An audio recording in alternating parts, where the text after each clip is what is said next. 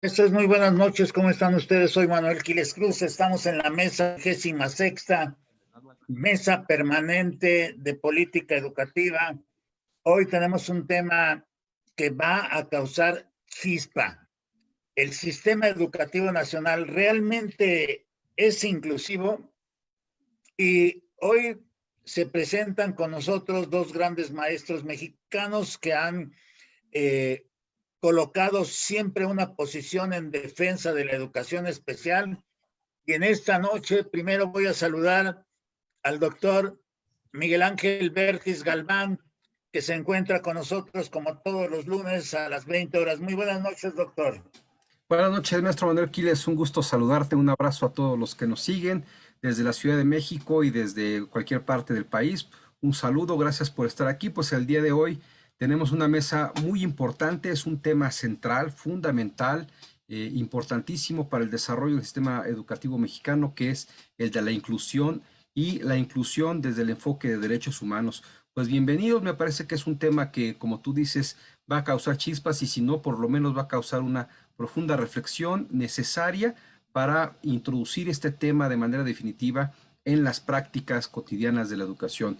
Pues tenemos dos invitados, como tú dices, expertazos, pero también con mucho gusto porque ambos han pasado por las aulas de la Universidad Pedagógica Nacional, tanto en licenciatura como en posgrado, lo cual me da mucho gusto también que gente que se está formando en estas aulas esté dando los temas de actualidad y de importancia en el país. Pues bienvenidos, empecemos y muchas gracias. Bien, doctor, pues permíteme presentar a la profesora Itzel Hermida. Ella es pasante de la licenciatura en educación de la Universidad Pedagógica Nacional, pero es una activista en defensa de la educación especial. Me consta porque he recurrido en alguna ocasión, en más de una ocasión a ella, para que me dé sus puntos de vista y pueda yo fortalecer posiciones de opinión, siempre sin olvidar que ellos son los que me han dado estos apoyos. Itzel, muy buenas noches. Buenas noches, maestro. Muchísimas gracias por la invitación. Un gusto saludarlo y será un placer estar compartiendo esta mesa de análisis con ustedes.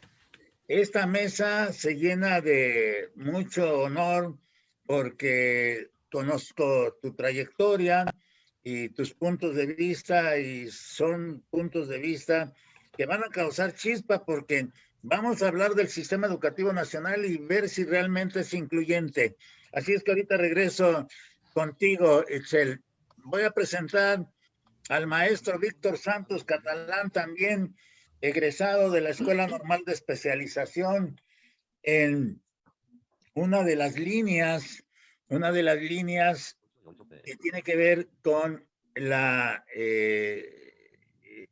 vista, con la posición de las especializaciones que se tienen dentro de la normal de especialización y que ayudan al apoyo de la educación de ciegos.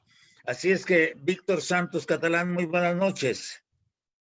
Maestro Manuel, muy buenas noches. Un caluroso saludo para usted y para Itzel también y para el doctor también, que estamos aquí en la mesa.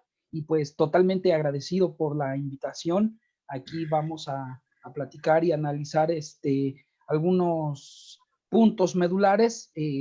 Siempre se nos quedan en el tintero algunas cosas, pero vamos a entrarle lo más que se pueda y pues bueno, buenas noches, aquí estamos con todo gusto.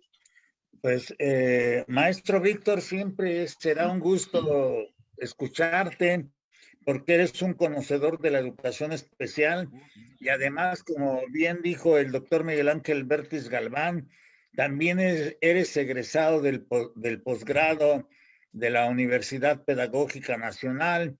¿Te formaste en qué maestría, Víctor? Yo estuve en la generación 2016-2018 en la maestría en desarrollo educativo, específicamente en la línea de diversidad sociocultural y lingüística. Ahí fue mi trayectoria en en esos 2 años, y con mucho gusto y con mucho orgullo pues también pasamos por las aulas de la UPN con un enorme recorrido de maestrazos, de doctorazos, de gente con muchísima preparación, pero también con muchísima calidad humana, con mucho sentido de humanidad, y la verdad es que eso siempre es de reconocer y de agradecer también, ¿no? Pues bienvenido, Víctor. Vamos a escucharte por 15 minutos en este tema. El sistema educativo nacional es realmente inclusivo. Hoy escuchamos al secretario de Educación Pública rendir un informe de lo que se ha hecho en Aprende en Casa. Parece que para él todo va muy bien.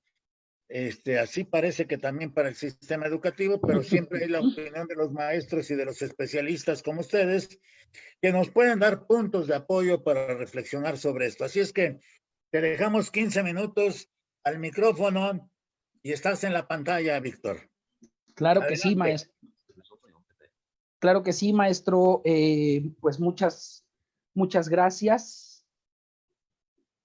Sí, en efecto, parece que para el secretario de Educación todo es miel sobre hojuelas. Parece que todo está marchando viento en popa. Pero la realidad que vivimos en las escuelas, las maestras, los maestros, nos señalan algunos puntos que disidyen con el discurso del secretario de Educación, ¿no?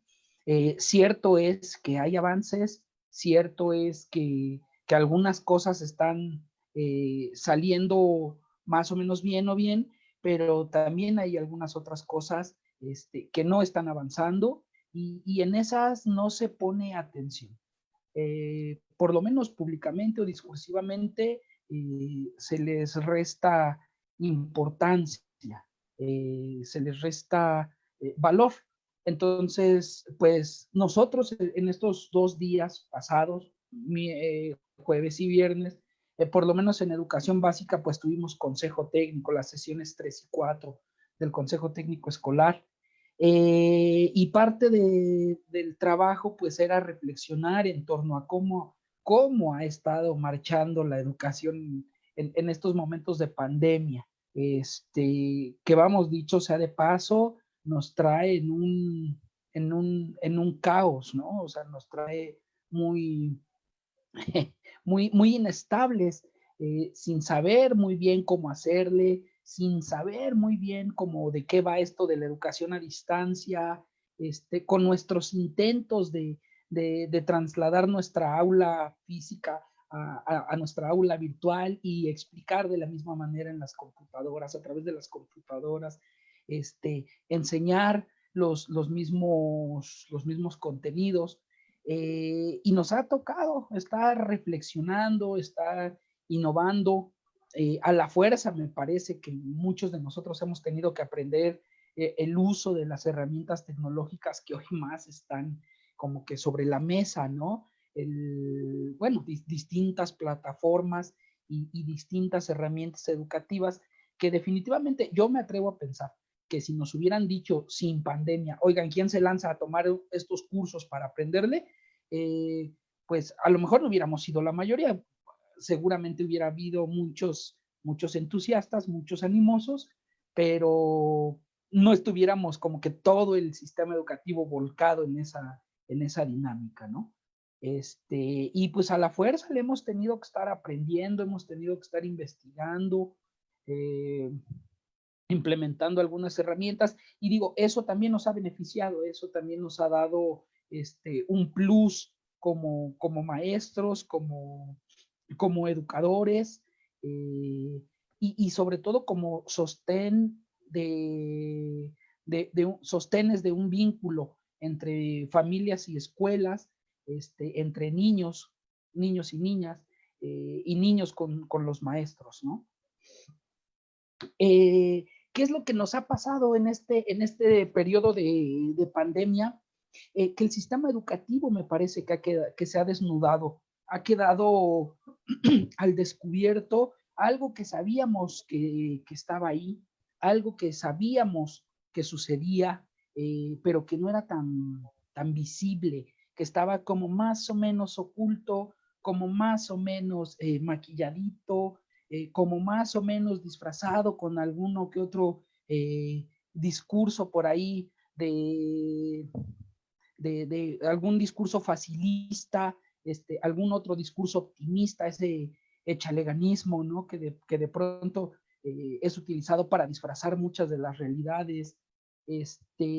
Y cuando se nos presenta el tema de la pandemia, empezamos a ver que nuestro sistema educativo está lleno de desigualdades, está lleno de inequidades, pero también está lleno o tiene muchas características de discriminatorio.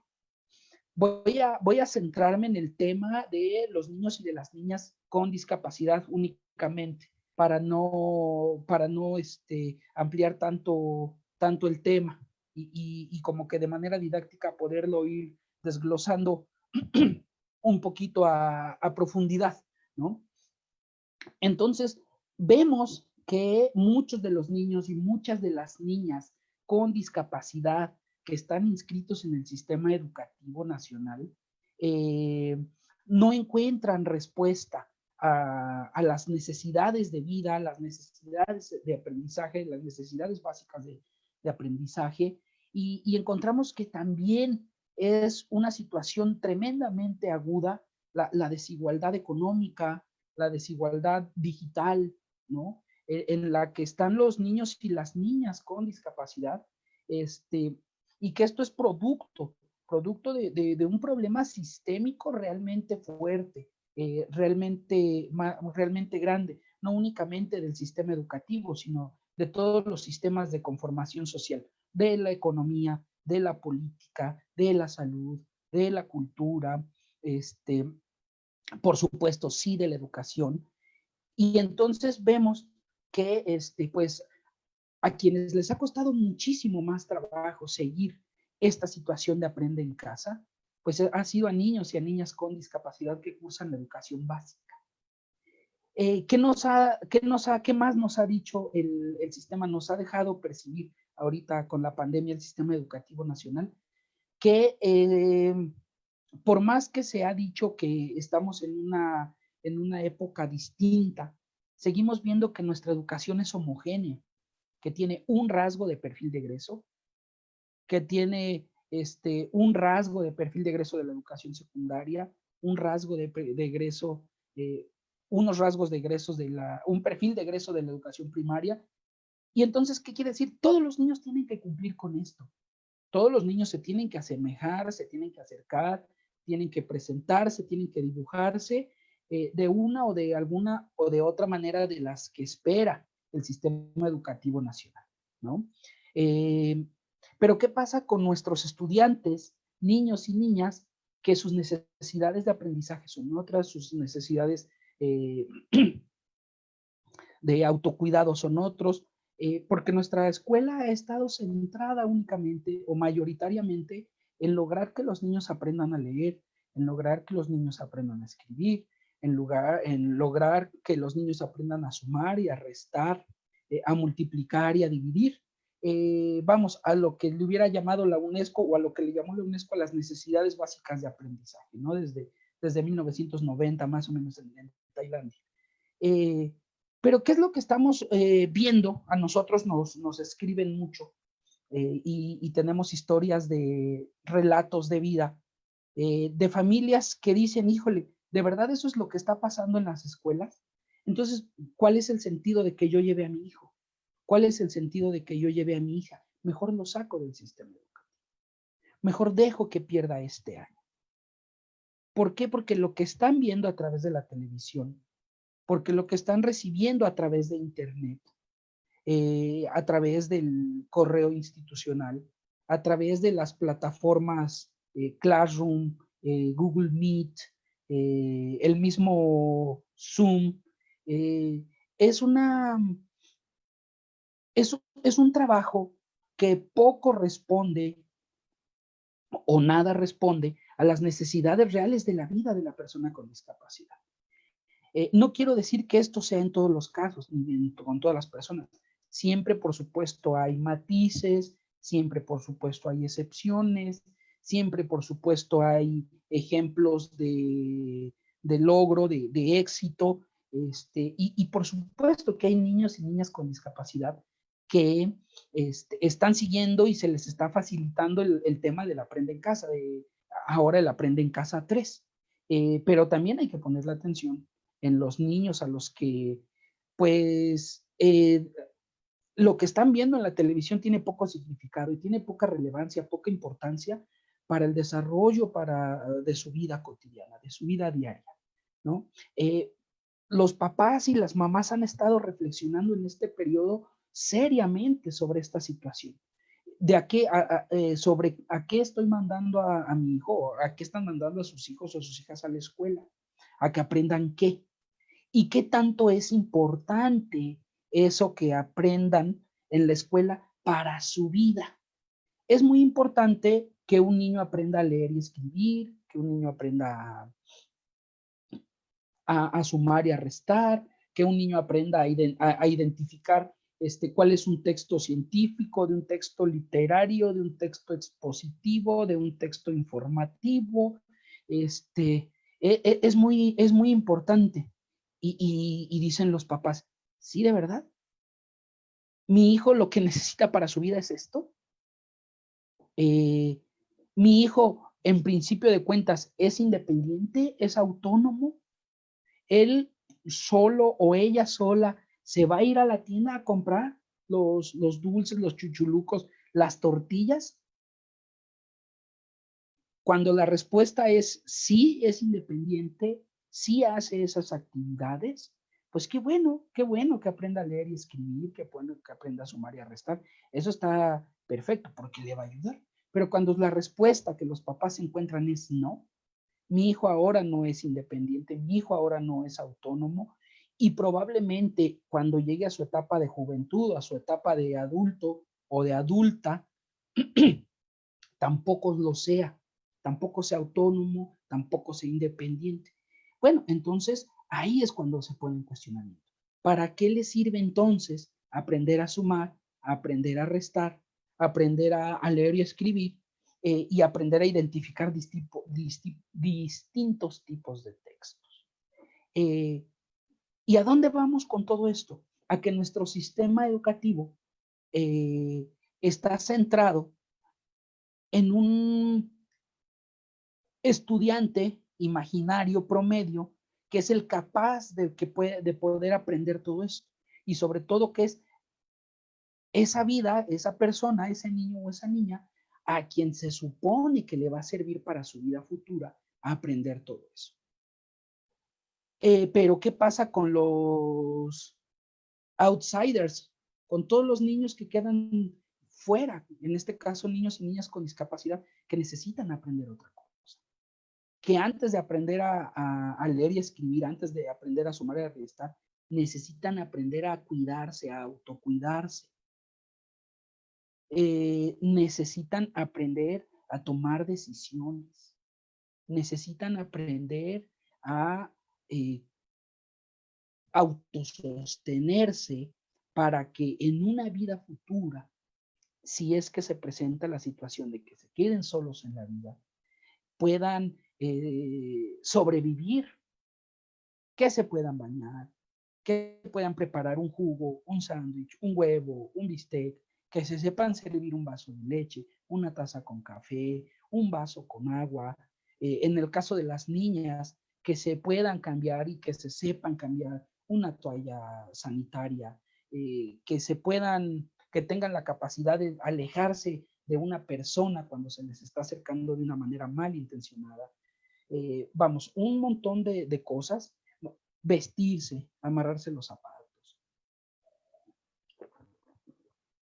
que pareciera que son cosas básicas, que son cosas irrelevantes y que son cosas que tal vez no debiera de enseñar el sistema educativo nacional, pero sí son relevantes porque cualquiera de nosotros dependemos de esas habilidades. Cualquiera de nosotros antes de saber leer, de saber escribir, antes de llegar a la escuela, nosotros ya estábamos aprendiendo a amarrarnos los zapatos. ya estábamos aprendiendo a ponernos de manera correcta la camisa, ya estábamos aprendiendo a limpiarnos de manera correcta cuando vamos al baño. Ya estábamos aprendiendo también a cuidar nuestra salud con el lavado de manos, el cepillado de dientes, con el sonado de la nariz, a comer de manera erguida, a comer con la cuchara de tal manera que no te vayas a ahogar y que sea por la boca y no con la nariz. Esas cosas, con todas esas herramientas que los niños y muchos de los niños y de las niñas sin discapacidad ya llegan a la escuela, hay muchos otros niños y muchas otras niñas con discapacidad, en este caso, que requieren este trabajo, pero no lo encuentran en la escuela y tampoco lo encuentran en la casa. Por distintas situaciones no lo encuentran en la casa. Y por distintas situaciones también requiere de un trabajo especializado. Muchas de las cosas que en apariencia se aprenden en automático, de manera mecánica o por imitación, de manera imitativa, cuando no son aprendidas, pues requieren de una intervención especializada por fuerza, para entender cuál es el proceso en el que se está, en el proceso de desarrollo, en el que cognitivamente estamos enfrentando alguna dificultad, algún atorón, y hacer el abordaje correcto, hacer el abordaje pertinente para destrabar la situación y para que esta persona, en este caso este niño o esta niña con discapacidad, avancen hacia el desarrollo de su autonomía, avancen en el desarrollo de su independencia. Y con estas bases, con estos pilares, trabajar el asunto meramente académico, meramente escolar de las asignaturas: español, matemáticas, historia, geografía, formación cívica y ética, etcétera, ¿no? Entonces, para ir cerrando un poquito toda esta lluvia de ideas, desde hace tiempo hemos estado escuchando mucho sobre el discurso de la inclusión, pero también hemos escuchado que este discurso de la inclusión significa tener a los niños juntos, con y sin discapacidad juntos. Y me parece a mí que estamos en un falso debate, porque se ha dicho que se tiene que elegir entre educación especial y educación inclusiva. Es como un pensamiento dicotómico, una vía, una autopista de dos vías por la que uno decidiera por cuál transitar, si por educación especial o educación inclusiva. Este falso debate también nos ha llevado a creer que la educación inclusiva se constituye o se convierte en un sustituto de la educación especial. Sin embargo, poco hemos estudiado, poco se ha hablado de que la educación inclusiva no se refiere únicamente al tema o a las personas, a los estudiantes con discapacidad. Poco hemos hablado, poco hemos puesto sobre la mesa. Me avisan del tiempo, por favor. Poco hemos hablado también de que la educación inclusiva tiene por fuerza que reafirmar, fortalecer la identidad individual y la identidad colectiva. Tiene que reafirmar la singularidad, el sí mismo, tiene que reafirmar la diferencia. Y el modo en que nuestro sistema educativo opera bajo el discurso de la inclusión, pues rompe con todos estos principios de la educación inclusiva misma, que es el de la reafirmación, el fortalecimiento de la identidad individual y de la identidad colectiva. Porque desde el principio que se está manejando la educación inclusiva es: no dejes que las personas con discapacidad estén junto con otras personas con discapacidad. Por el contrario, pon a los estudiantes con discapacidad siempre sometidos a ser una minoría en un grupo de personas sin discapacidad. Y entonces ocurre una situación contraria. Entre las personas sin discapacidad y entre las personas con discapacidad no existe un proceso de identificación. y por lo tanto, pues se quebranta uno de los fundamentos de la educación inclusiva, que es la reafirmación, la confirmación de la diferencia y la conformación de las identidades individuales y de las identidades colectivas.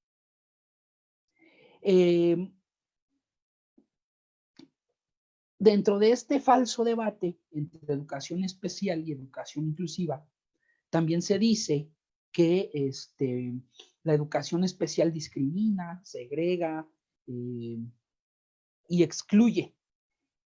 Y nosotros que estamos dentro de la educación especial, trabajando, decimos, pues no es cierto, porque esta fue la principal vía que se tuvo para garantizar la educación de las personas con discapacidad desde hace un chorro de años.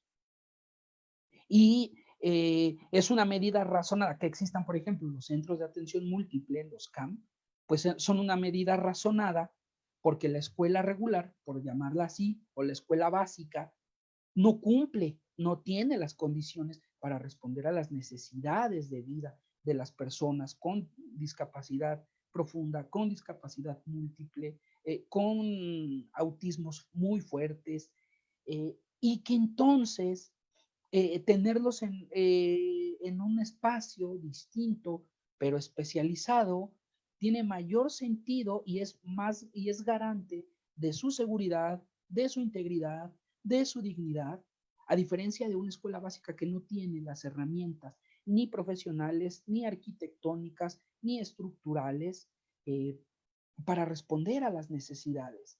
Y regreso un poquito, para responder no solo a las necesidades académicas, sino a las necesidades de vida y de supervivencia y de sobrevivencia de las personas con discapacidad. En ese camino es que nosotros hacemos una crítica al discurso de la inclusión, porque consideramos que hay muchos errores de interpretación, y esta idea no es únicamente de nosotros, o sea, los trabajos que hace el Centro de Estudios Latinoamericanos sobre Inclusión, el CELEI, encabezado por Aldo Campo, demuestran que estamos en un error interpretativo respecto a la noción de educación inclusiva. Pero más allá de eso, pues nosotros percibimos que la educación inclusiva como tal, como se vende hoy, pues como tal es un negocio. Vende manuales para la inclusión, escuelas inclusivas, licenciaturas en inclusión, ¿no? Y cuando nosotros le preguntamos al discurso de la inclusión, oye, ¿cómo le hago para enseñarle a un alumno sordo? No tiene respuesta para eso el discurso de la inclusión. Hay Así cosas, es. ¿Perdón? Así es, Víctor, así es, no hay respuestas. No hay Sí, entonces, respuestas. Víctor, pero ¿te parece, sin que sea un atrevimiento, le permitamos a Itzel expresarse sus 15 minutos y después regreso contigo para continuar en esta parte? Sí, Me deja claro que sí, maestro, como usted reflexionando. me diga. Sí, me deja reflexionando mucho y seguramente que al doctor Miguel Ángel Bertis también. Así es que si me permites, vamos con Itzel, por favor. Gracias, Claro que sí, Víctor, y adelante, adelante, regresamos adelante. contigo. Este, Profesora Itzel, ahora sí tiene usted 15 minutos para darnos sus puntos de vista. Por muchas favor, gracias. si es tan amable. Muchas gracias, maestro. Bueno, a mí me gustaría abordar un poco la cuestión de la reforma educativa. Esta reforma educativa impulsada por el presidente Andrés Manuel López Obrador y que fue una de sus promesas de campaña, donde lo que se nos decía es que se iba a abrogar la reforma educativa y se iba a construir eso que han llamado la nueva escuela mexicana, que todavía no hay mucha claridad en el magisterio sobre pues, de qué se trata la nueva escuela mexicana, ¿no? Cuando se empieza a discutir esta reforma, nosotros nos empezamos a dar cuenta de que la educación especial había quedado de nuevo relegada.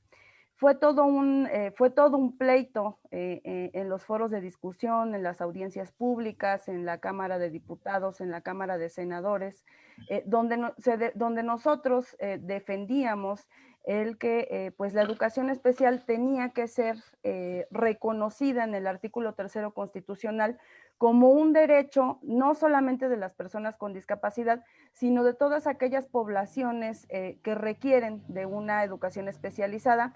Por ejemplo, personas con autismo, con dificultades para el aprendizaje, para la comunicación y aptitudes sobresalientes, quienes también son sujetos de educación especial, pero que no entran propiamente en la categoría de personas con discapacidad.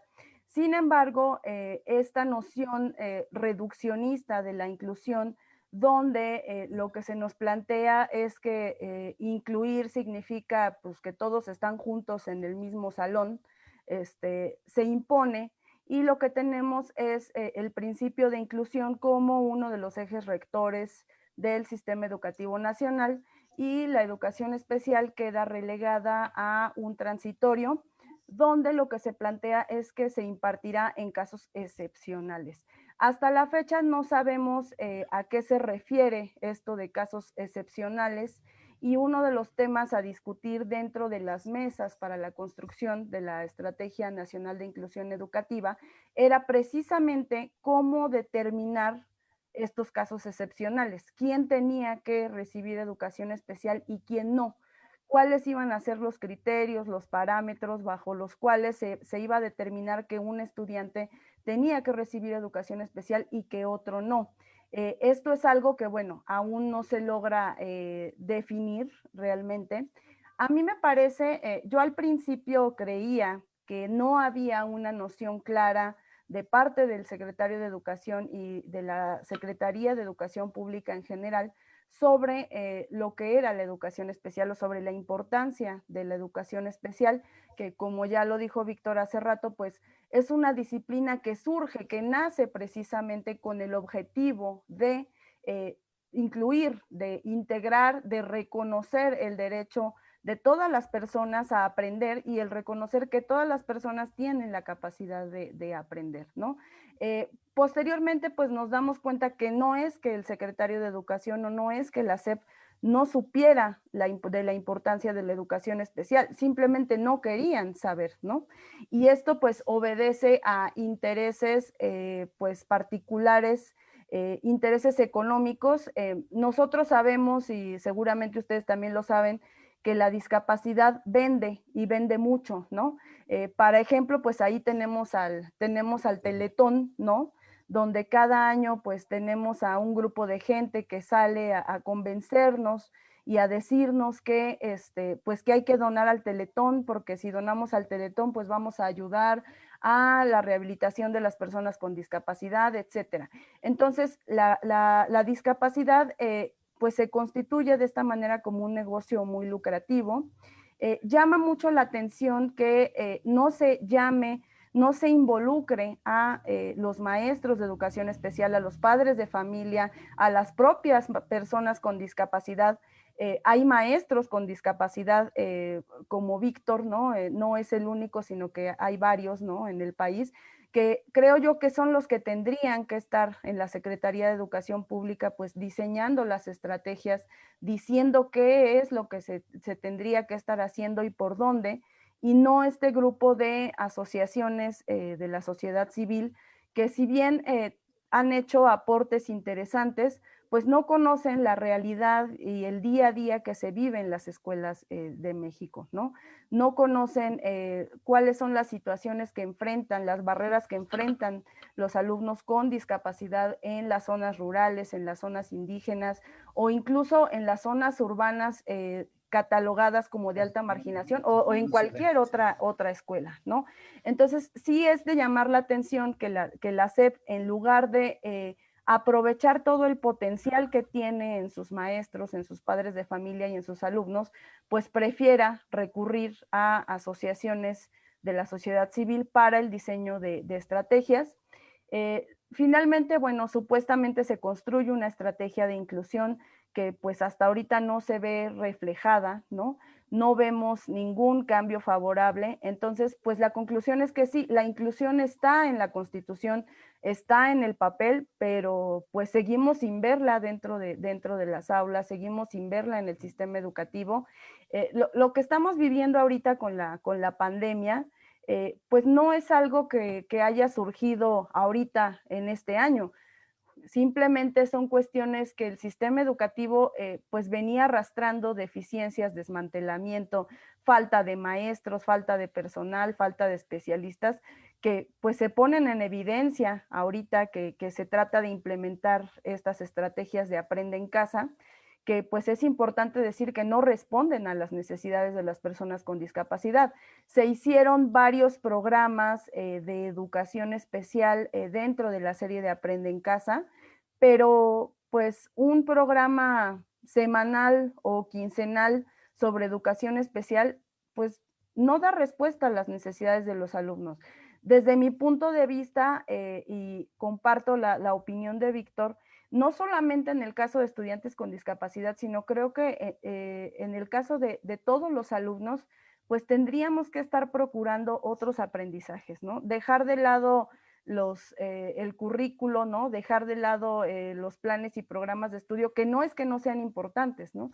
No es que no sea importante que los alumnos aprendan español, matemáticas, geografía, química, sino que en este momento yo creo que las prioridades son otras y que tienen que ver precisamente con el desarrollo de estas habilidades para la vida, ¿no? Del manejo de conflictos, la convivencia familiar. Tenemos familias que, bueno, llevan ya casi un año encerradas, ¿no? Que han enfrentado situaciones muy complicadas, no solamente en lo emocional y en lo económico, sino problemas realmente fuertes, ¿no? De convivencia. Tenemos familias donde el papá pues no sabía convivir con sus hijos. ¿Por qué? Porque pues solo los veía a lo mejor en la mañana, antes de que se fueran a la escuela, y después en la noche cuando regresaba de trabajar.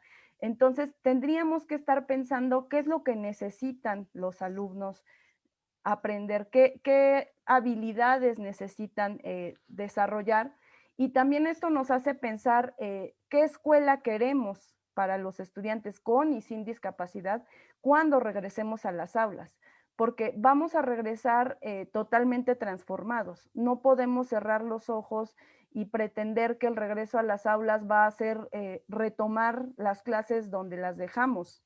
¿Por qué? Porque vamos a tener muchas familias desintegradas, ¿no?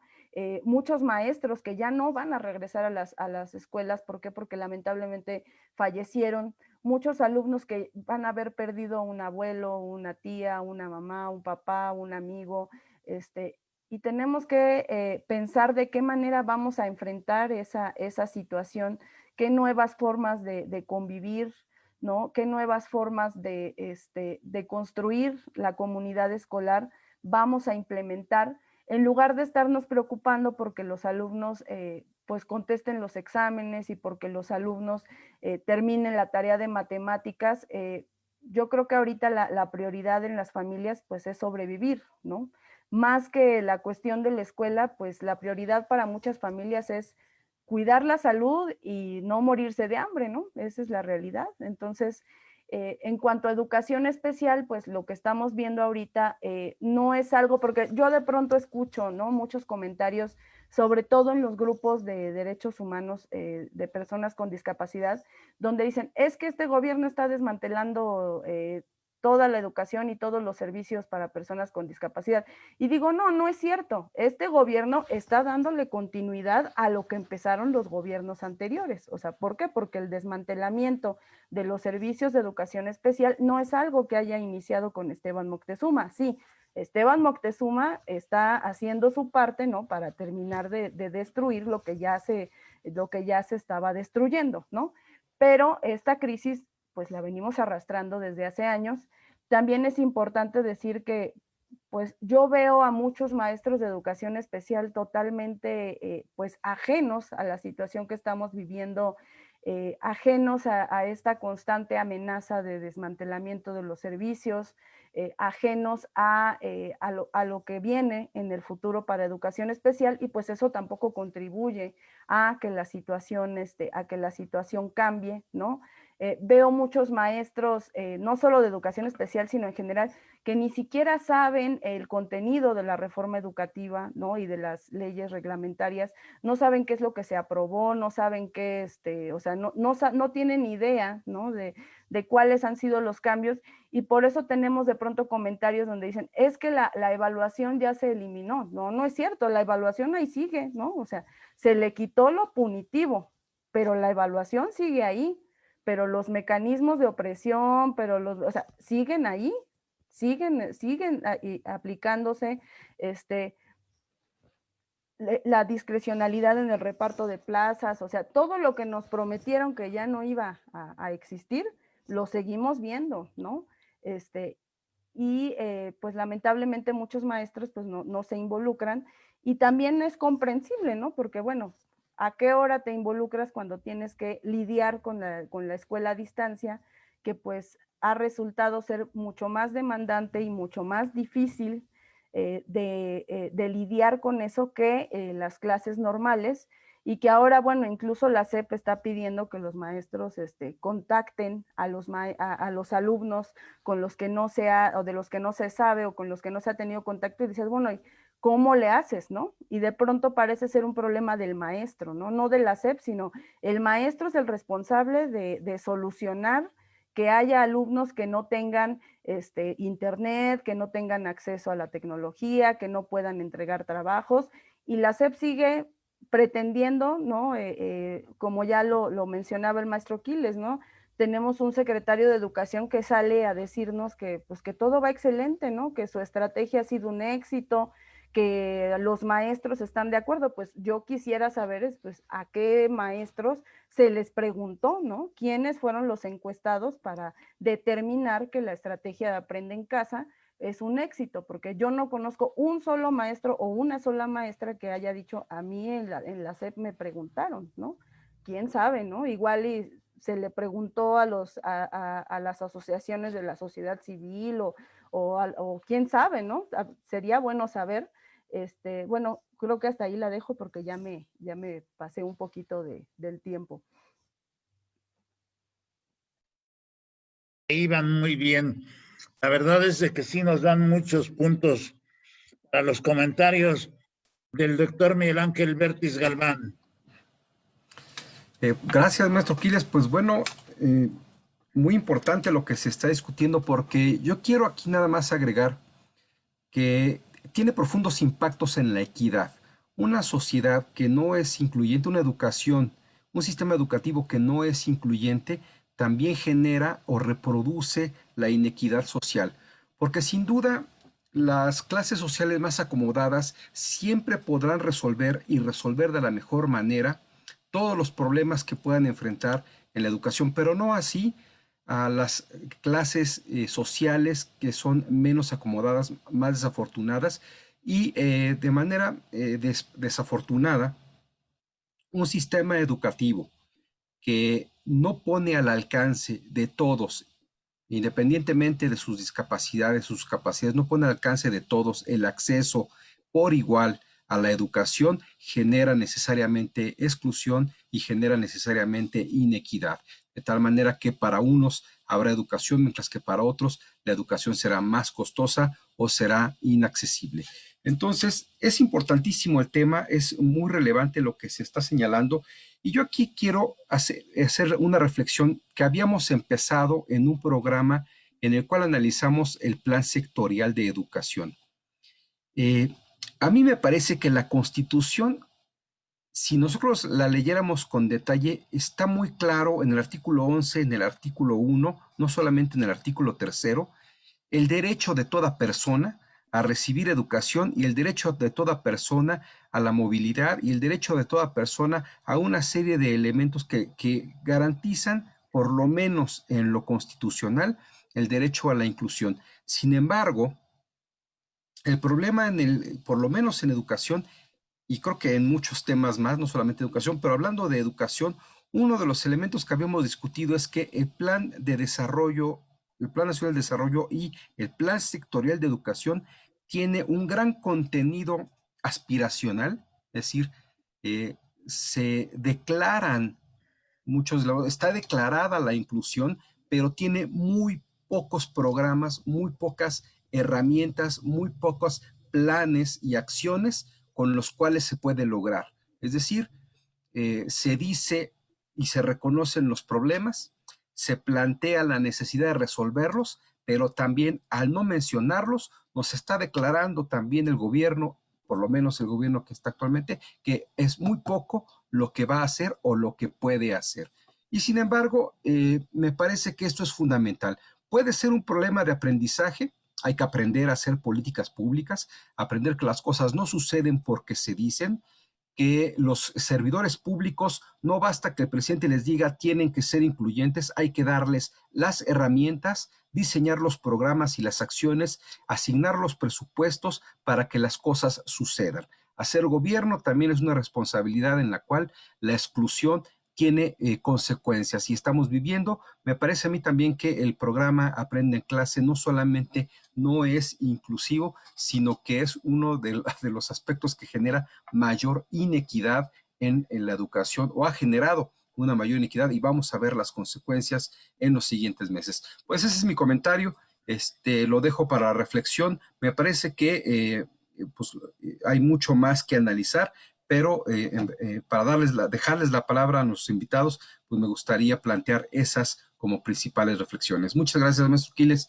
Y pues gracias, doctor Miguel Ángel. Gracias, gracias. Bueno, pues voy aquí a comentar, porque yo dije que esto iba a causar chispas, porque los conozco a nuestros ponentes de lujo, y digo ponentes de lujo, no nada más lo digo yo, sino que aquí también Hugo Silva, que nos está acompañando, dice en el chat: buenas noches, maestro Quiles y doctor Bertis, un gusto volver a estar con ustedes, con los invitados de lujo de hoy.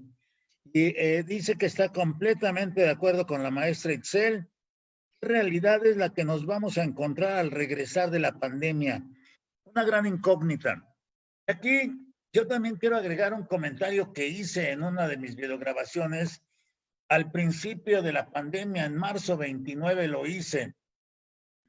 Decía yo, y sigo insistiendo, aquella junta de consejo técnico del 14 de noviembre de 2019 pudo haber sido la punta de lanza para que cada escuela pudiera obtener ese sentido de autonomía al generar sus propios contenidos. También señalaba yo en esa videograbación que en ese momento para mí los contenidos era lo menos importante. Había que educar en otros puntos, en otros rubros, en otras líneas, como acertadamente coincido, porque lo dije con el maestro Víctor Santos Catalán. Pues ahora les presento lo que están diciendo en los grupos. Dice Javier González Almerón, dice que como propone el doctor Díaz Barriga, esta era una oportunidad para ajustar las materias a la realidad cotidiana de los educandos. Tristemente no se ha sabido aprovechar. Y también por los comentarios que señaló el maestro Víctor, en el sentido de aquellas acciones que pudieran educar para el quehacer familiar, para la convivencia familiar. El maestro Javier González Almerón continúa y nos dice: tenemos un sistema educativo lleno de servidores públicos de escritorio que difícilmente conocen la realidad de las aulas. Y también me llama mucho la atención, yo como maestro de primaria, la verdad es de que entraría en mucha dificultad porque no soy el especialista para atender a los niños con o sin discapacidad, en este caso con discapacidad. Lo he platicado con muchos maestros. Mañana voy a hacer la encuesta de qué maestro fue así encuestado desde la Secretaría de Educación Pública para saber por qué los datos del día de hoy. Dice Javier González también, dice: si les pregunto a los profesores mediante una encuesta se les preguntó a los profesores mediante una encuesta telefónica y con eso están a modo. Mario Granados dice: pasó mucho tiempo, años, para que descubriera una de las más terribles y nocivas prácticas dentro del gremio académico. Las guías de los consejos técnicos escolares se entregan ya resueltas desde grupos de poder constituidos. Dice aquí que desde el mismo Sindicato Nacional de Trabajadores de la Educación. ¿Eso en qué puede ayudar a la educación? Pregunta. Noemí Vázquez dice, pregunta, ante el problema de la inclusión, ¿es válido el planteamiento de dar más a quien más lo necesita para alcanzar la equidad tal y como lo contempla la Constitución, cuando establece el derecho a la educación para todas y para todos?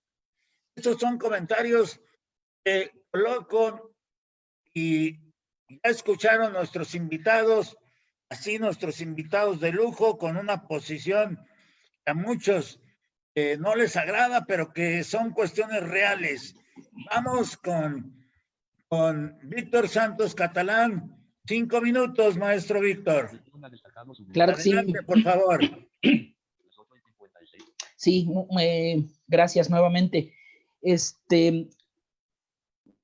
Tratando de jalar como la misma línea discursiva sobre la que estaba yo hace rato,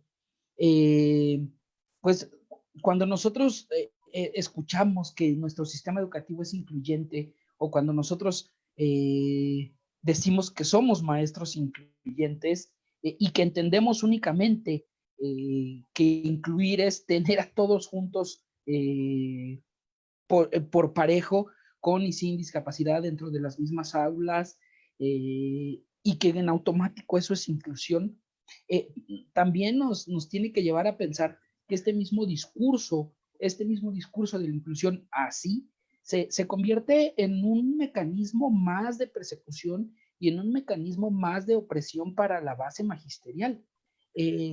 Porque se dice, todas las necesidades o toda la intervención especializada que hace el maestro especialista, ya sea en UNCAM o ya sea desde USAER o UDI en el caso de la Ciudad de México, pues ahora la tiene que resolver el maestro frente al grupo.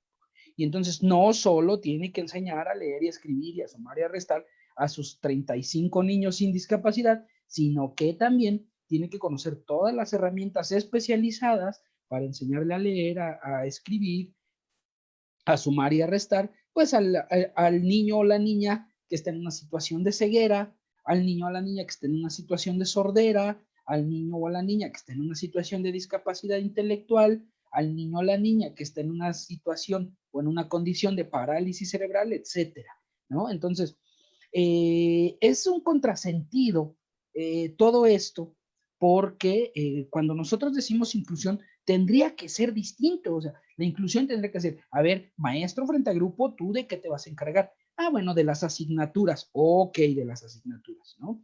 Maestro especialista, ¿tú de qué te vas a enseñar? Ah, ¿de qué te vas a encargar? Bueno, de enseñar estas herramientas para la vida.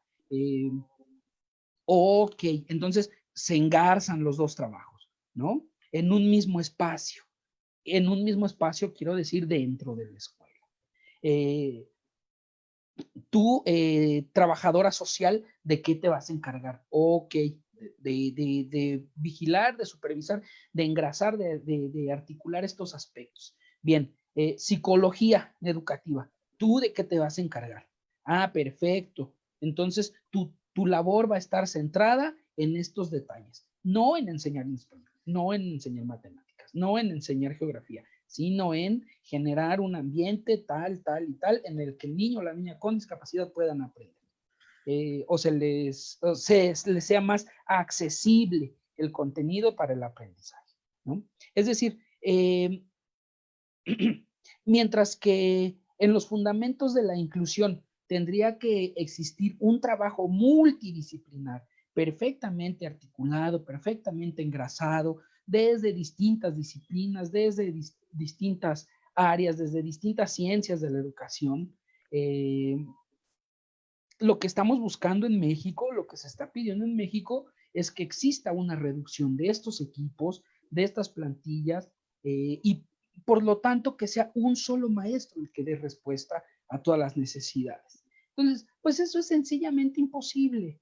O sea, es sencillamente imposible pedirle a un maestro que tiene una preparación normalista para ser maestro de primaria y que por supuesto tiene muchas fortalezas, pero que en el ámbito de la atención a las personas con discapacidad, pues también tiene muchas debilidades, porque no es para lo que se formó. Es más, me atrevería yo a decir, porque no quiso estudiar educación especial, porque dijo, no, ¿yo por qué? Yo quiero ser maestro de primaria, ¿no? O sea, yo quiero ser maestro de primaria, no maestro de educación especial.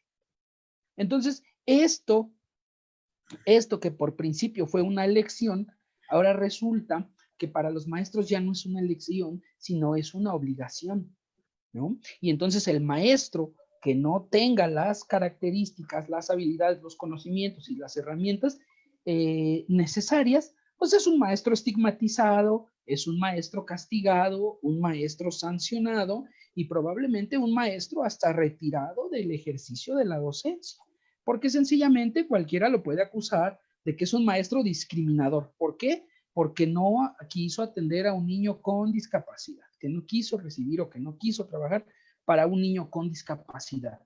Y ciertamente el maestro en su posición, pues lo que decía es, yo no tengo ni los elementos y tendría que estar otro profesional acompañándome, trabajando junto a mí, para que entre los dos hagamos la tarea, ¿no? Para que entre los dos cumplamos con esta misión y con esta función de brindarle la mayor cantidad de elementos para la vida a este niño o a esta niña con discapacidad, ¿no? Entonces, ya casi termino, maestro. Sí, Y adelante, Víctor, para que cierres, por favor. sí. Entonces, mientras nuestros planteamientos de educación inclusiva dicen que hay que reconocer la diferencia, fortalecer la identidad individual y la identidad colectiva, hay que encontrar, hay que fortalecer la singularidad, la particularidad y respetarla. En los hechos, en la vía de los hechos, está ocurriendo una situación distinta. Y cuando, para finalizar, a mí me gustaría lanzar este planteamiento. Cuando hablamos de educación inclusiva, estamos pensando solo en un sistema educativo incluyente para los alumnos o también lo estamos pensando en un sistema incluyente para todos sus trabajadores, para todos. Se quiere decir maestros, maestras, administrativos, administrativas, de apoyo y asistencia a la escuela, tal y tal y tal. No únicamente para los niños. Y si lo pensamos de esa manera amplia, ¿qué significaría una educación inclusiva para mí como maestro? ¿Qué tendría yo que encontrar? ¿Qué tendría que encontrar usted, maestro Quiles, en el sistema educativo para decir, sí es incluyente para mí? Perfecto. ¿Y qué tendría que encontrar cada persona para decir, el sistema educativo es incluyente para mí? Muy bien, maestro Víctor, muchas gracias, muy amable, muy interesante, porque me lleva también a reflexionar sobre la situación de los sujetos. También hay sujetos, yo digo que pertenecen a una escuela decadente porque también hacen prácticas discriminatorias. Estoy hablando de los sujetos, no de la política educativa, sino el sujeto en la escuela. Dice Lincoln Rivera, del grupo Teide, saludos cordiales a ustedes. El grupo Teide también, yo los he escuchado también, ahí van con ustedes, muy buenos también, todos muy buenos. Y nos están escuchando Sofía Montoya, es supervisora escolar, Elizabeth García, Carola Esteva, para ellos el programa está muy bien. Y también nos está escuchando el doctor Gadiar Julián Márquez, nos está viendo Jesús Vargas Miranda, Talía Delgadillo, Leticia Flores, el mismo Lincoln Rivera, Mario B. Granados, Carlos Pérez, Aurora Jara. Vamos con 5 minutos con la profesora Cela Hermida.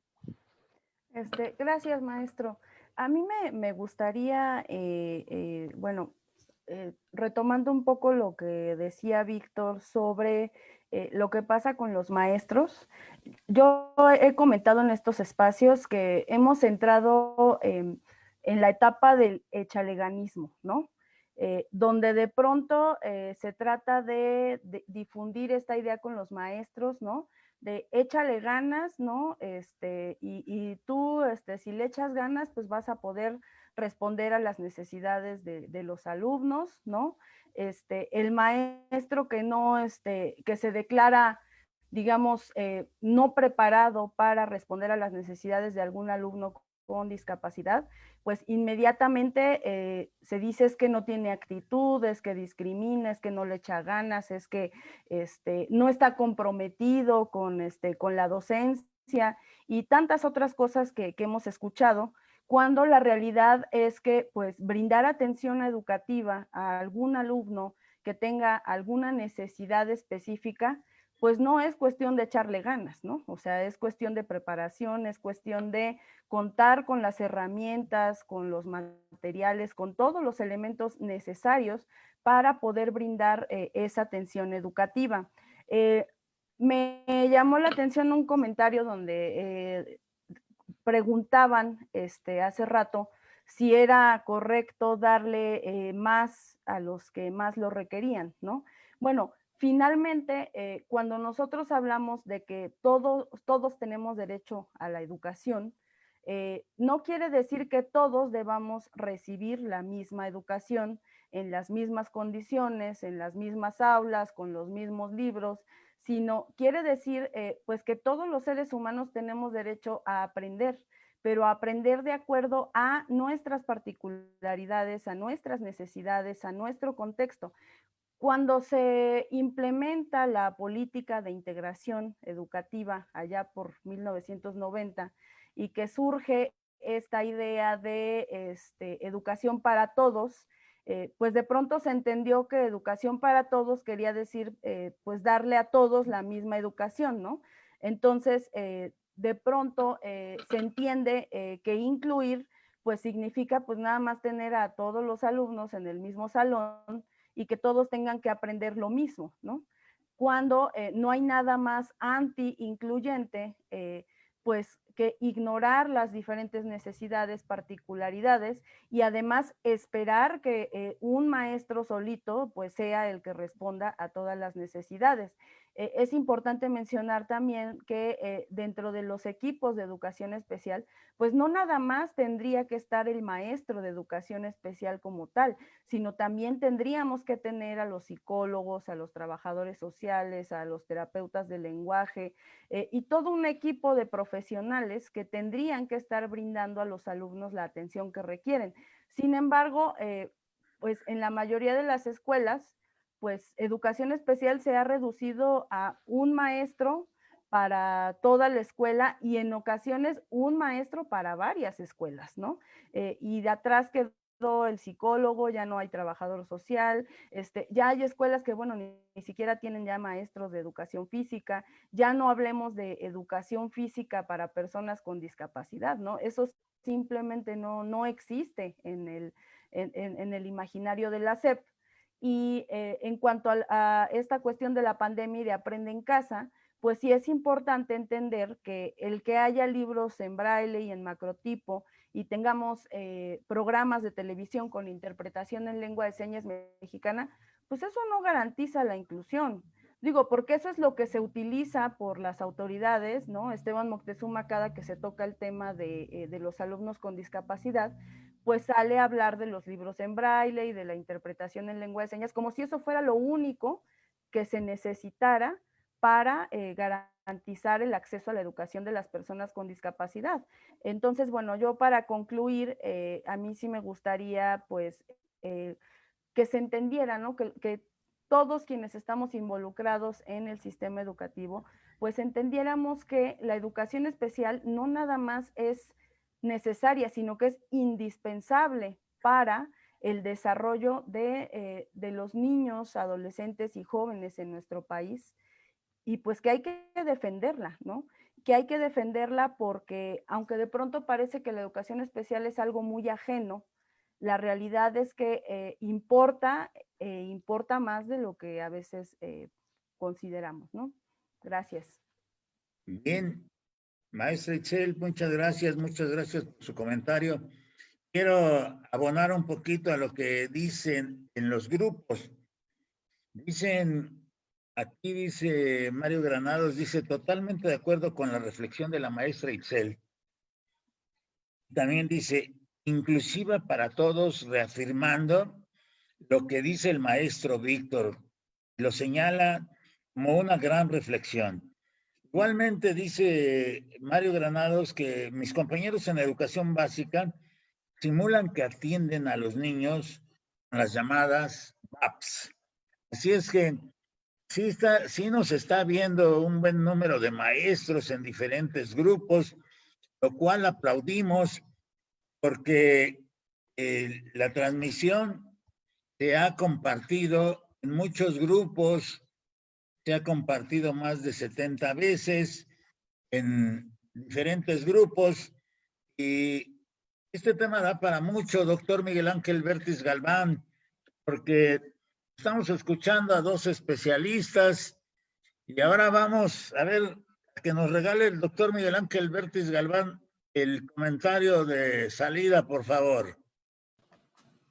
Pues claro que sí, maestro, pues mucho gusto y pues interesante la reflexión. A mí me parece que esto es un tema necesario de retomar y me parece también que se debe de retomar con la seriedad que implica la acción gubernamental, la planificación en la educación, porque como lo decía hace un momento, no basta con la buena voluntad del presidente de instruir, indicar, ordenar a sus servidores públicos que deben de implementar una educación incluyente. Hay que diseñar y diseñar con base en buenos juicios, diseñar con base en conocimiento de la naturaleza del sistema educativo, de las características de las escuelas, de las necesidades de los estudiantes que tenemos en el país, en las diferentes regiones y zonas.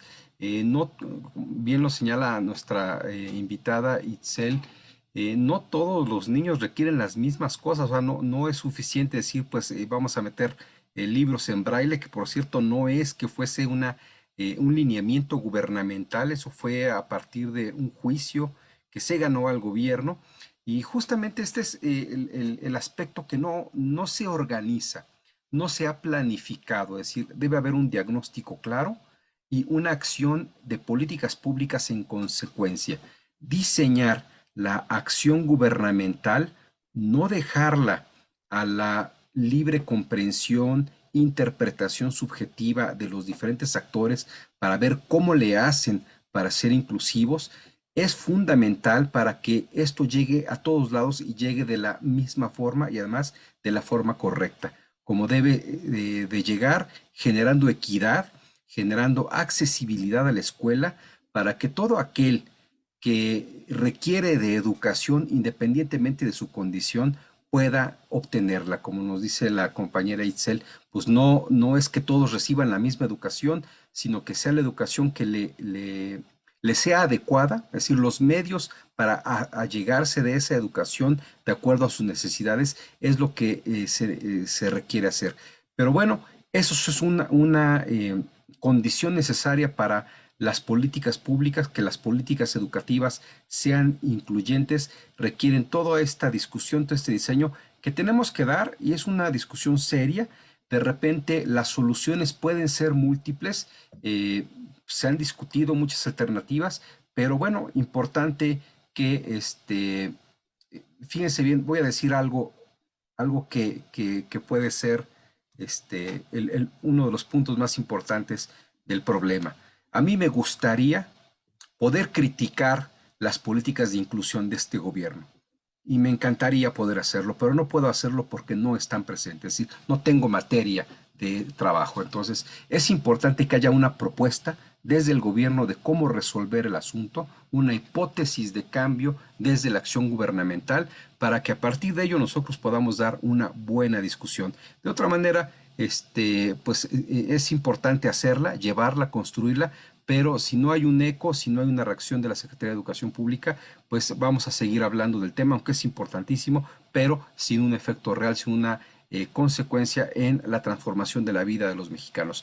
Bueno, pues muchas gracias, ese es mi comentario y espero que el tema trascienda y pues muchas gracias a nuestros invitados, seguramente ellos seguirán haciendo su trabajo para que así suceda, lo cual agradecemos mucho. Pues buenas noches y pues excelente semana. Muchas gracias.